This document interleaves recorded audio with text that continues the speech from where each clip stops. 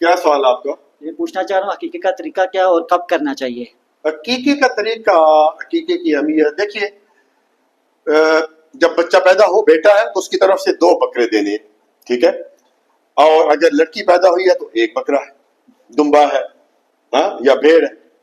اور 7ویں دن سنت ہے نبی صلی اللہ علیہ وسلم کی، 7ویں دن آپ بکرا یا دمبا جو بھی ہے اس کو ذبح کریں اور اس کی غریبوں کو، خود بھی کھائے، مسکینوں کو، رشتہ داروں کو کھلا دیں، اور اس کا جو ہے وہ بالوں کو کاٹ کر، اور یعنی اس کی جو ہے وہ بالوں کی وزن کے برابر چاندی جو ہے وہ صدقہ کر دیں۔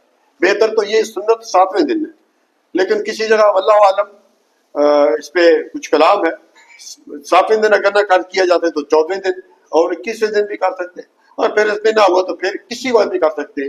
اور اگر حقیقی کے مثلا ایک شخص اس کے پاس بیٹا پیدا ہوا، 2 بکروں کی نہیں ہے استطاعت، 1 بکرا ہی دے، ٹھیک ہے میرے بھائی، جزاک اللہ خیر، بارک اللہ۔